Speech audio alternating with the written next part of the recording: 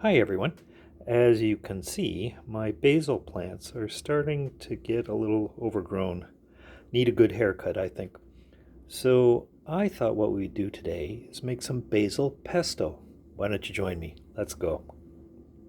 So I want to do two things today. Obviously harvest some leaves, but also cut the plants down to give them more room to grow.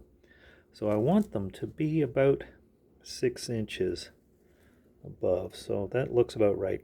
Cut them just above where, there we go, cut them just above where you want some new leaves to grow. So those will make some nice. Over here.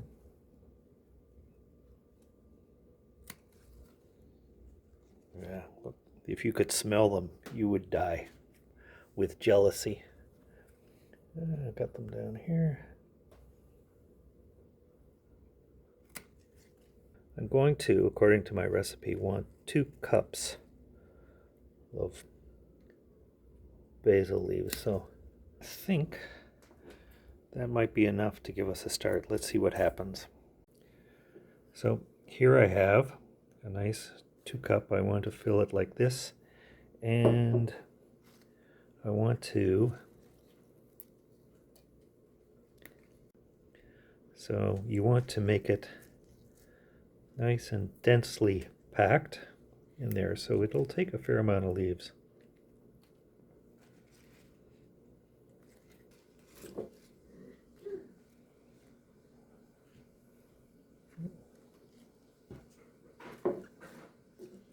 Okay, there we go.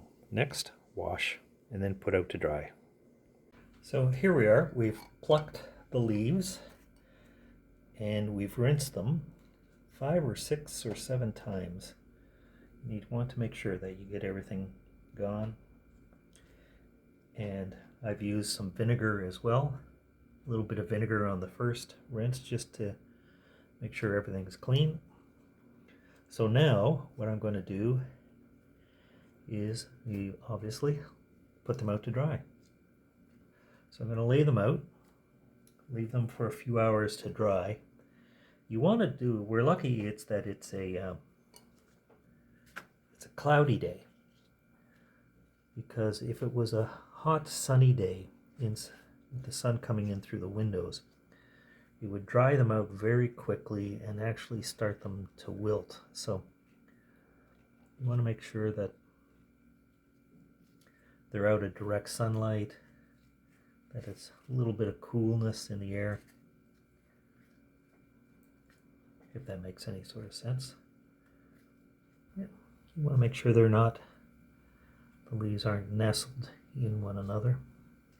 So like I said, 2-3 hours, they'll be dry and we're ready to go on to the next step. Well, we're ready for stage 2. And we have 2 cups of the basil leaves ready to go. They're off to the side.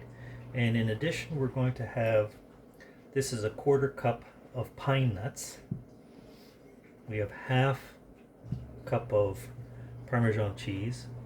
We're going to go with about a 1/4 cup of olive oil and 6 cloves of garlic.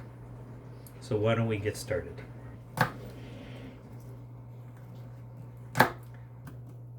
Trust me, I'm not going to make you wade through the entire garlic cutting process. I don't want to add time to the video where it's not necessary. But if you've watched a previous episode of mine where I've cut up garlic, you know that there's one technique that I like to do.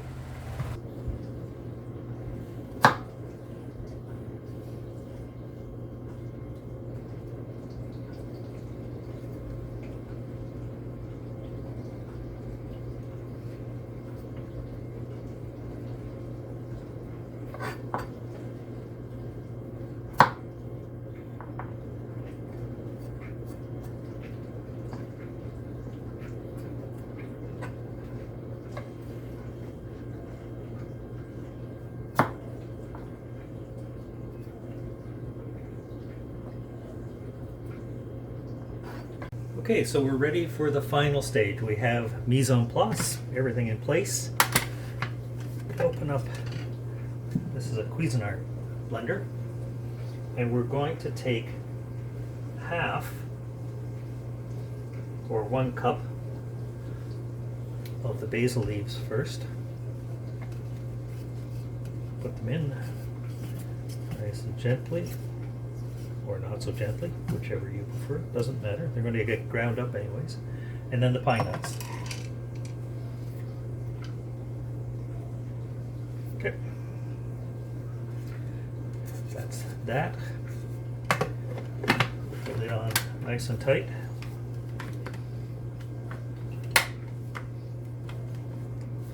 And pulse.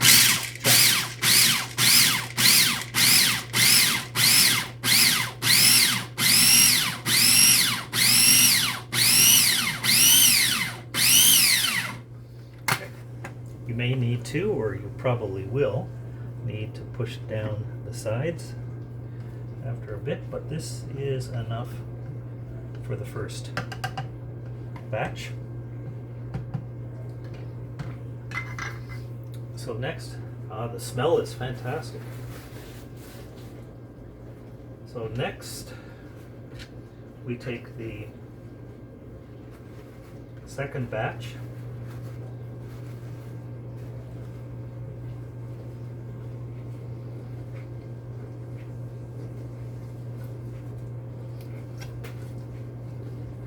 And I'm going to put in about half.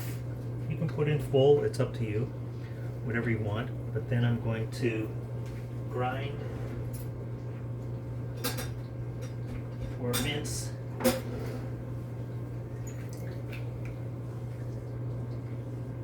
the garlic.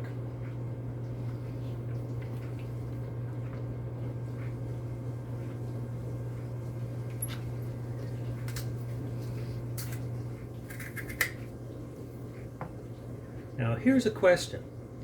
I typically cut out the garlic like so. However, there's another big school of thought which says that no, that's no good for the knife. You shouldn't do that. You should use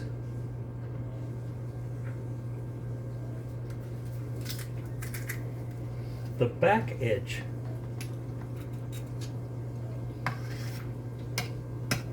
of the knife. You tell me, what do you think? Please put your comments below. And by the way, don't forget, please, if you like this video, please click the like and subscribe buttons. Help me grow the channel so I can become a billionaire with 87 million subscribers. I'm gonna go with the flat, this sharp, and retire to a life of luxury. Okay, maybe that's a bit of wishful thinking, but one last little bit.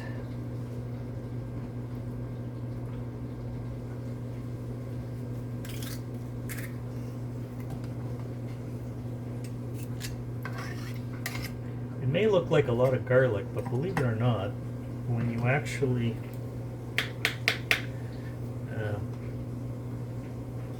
use it in the pasta, you really don't taste it that much. Plus, like I said, when you saw me earlier taking out that little centerpiece, that's really taking out, I thought it was a germ, but apparently it's an enzyme or something in the middle that causes the garlic aftertaste. So if you get rid of that, that reduces it. Parsley also works, by the way. Eat parsley, fresh parsley, after garlic. You'll that kills the taste as well, the aftertaste. Okay, so we've put in the garlic, we've put in the remainder of the basil leaves, that's 2 cups now, and we put in half a cup of Parmesan cheese. Pulse again.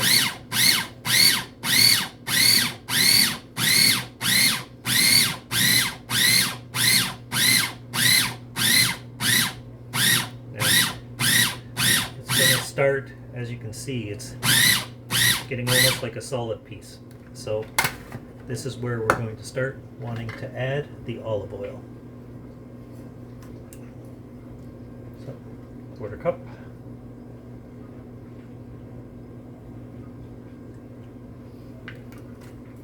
I use Calavita, or we use Calavita here. We like it. Some people like it, some people prefer another brand. Whichever one you prefer. Just make sure it's an extra virgin olive oil. Good quality. Don't go cheap.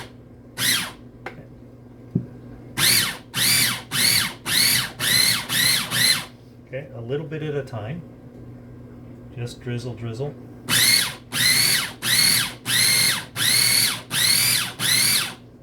As you can see, it's starting to liquefy, emulsify. One of those technical words.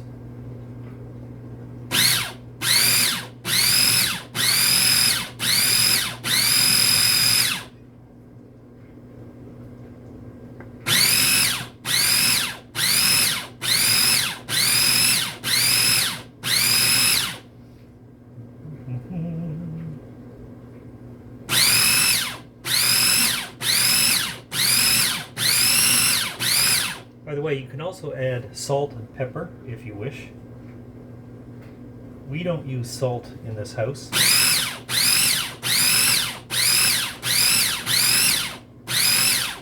Find you get enough salt in whatever it is you're eating, like pasta will have salt in it. So that's more than enough. And I prefer to add pepper at the last.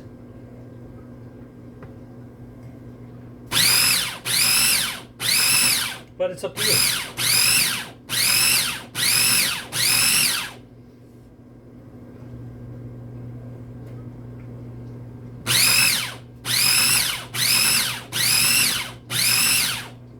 You're probably asking, you don't use salt.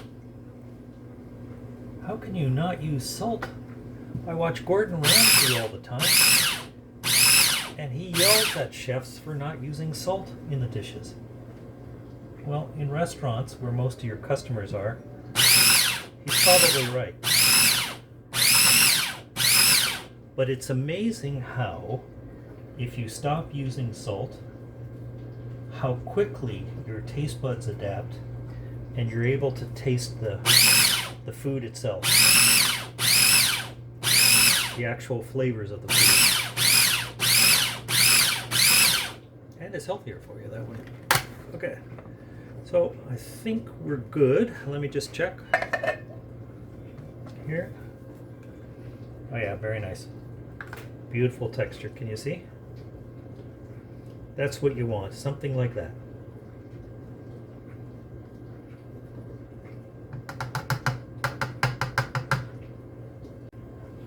So we're ready to take the pesto sauce out. Normally I would put it in a 250 milliliter jar like so, but because I'm going to be using it tonight with the pasta, I'm just going to put it in this bowl and wrap it. So to me this is always the trickiest part, getting it out and so it doesn't spill everywhere, hence the towel all over the sink counter. So you don't get basil pesto or spilled olive oil. That'll sometimes creep out of the blender when you're putting in the olive oil. Okay, that looks clean.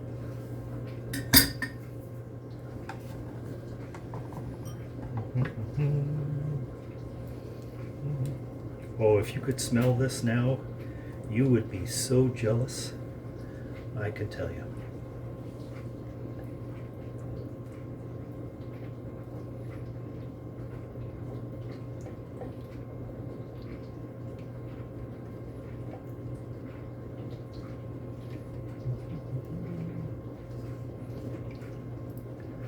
Let's get it all. Get yourself a small rubber spatula instead of a wooden spoon or what have you. That way you can get all the pieces here.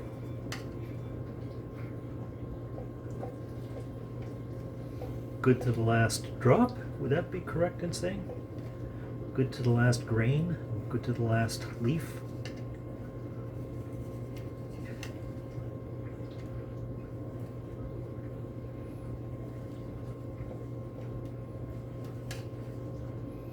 And there we go. Let's balance this into the sink.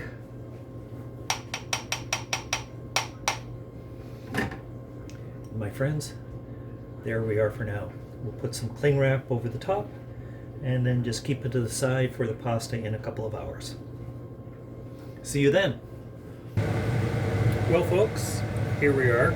Don't mind the noise, that's the exhaust fan going. Water is boiling. So let's take off the lid. Start the pasta for our... So this says 6 minutes.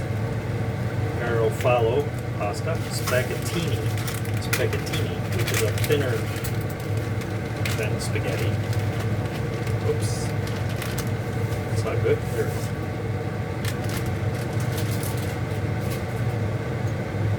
Which is thinner than spaghetti. So it said 6 minutes, but that's till al dente, which neither my wife or I like. So we cook it 2 minutes longer than that. So that'll be 8 minutes. Don't worry, I'm not going to make you watch the full 8 minutes of watching pasta cook. Oh, there we go, okay. And they're nice and good. I also have this pot. Get yourself a little pot for near the end. It's critically important. Because what's going to happen is we'll add the pesto to the pasta later, and it'll tend to dry a little bit. So we want about a minute before the pasta is finished to take a scoop of the pasta water and then add it back slowly in as we mix the pesto. And that will help emulsify, make a good sauce to the whole thing. Trust me.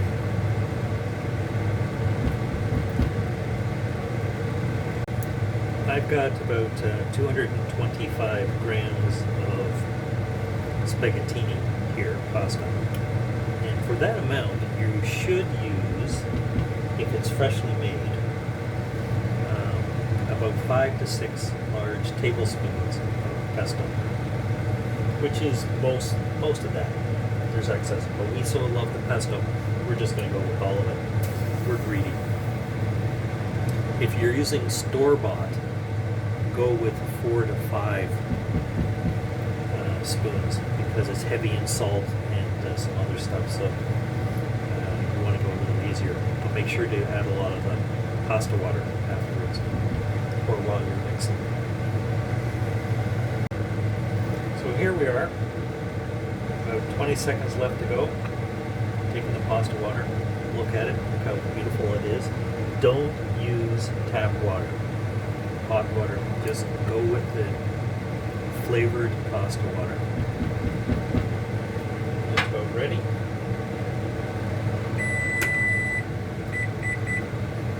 Take this off. Turn off the heat.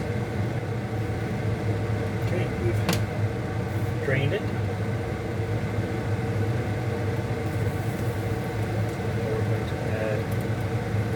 Pesto.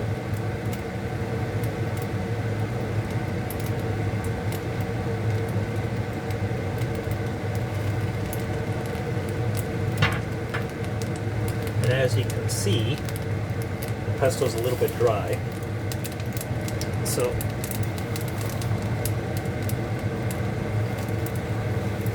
let's add some water, mix it up. use the ladle first, and then we'll soon switch to the tongs.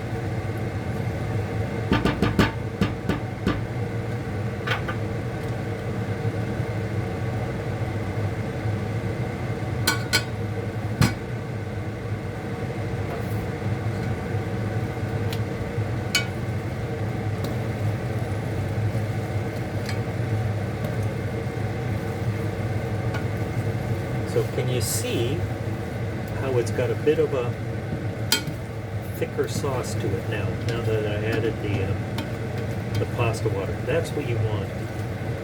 It's almost like an emulsion.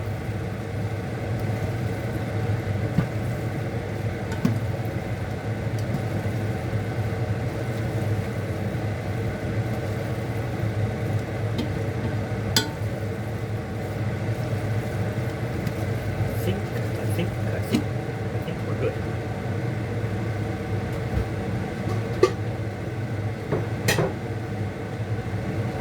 And we're going to now prepare the plates. See you soon. And here is our pasta with basil pesto. Nice little side salad of cherry tomatoes and red onions. It's delicious. Bon appetit. See you soon.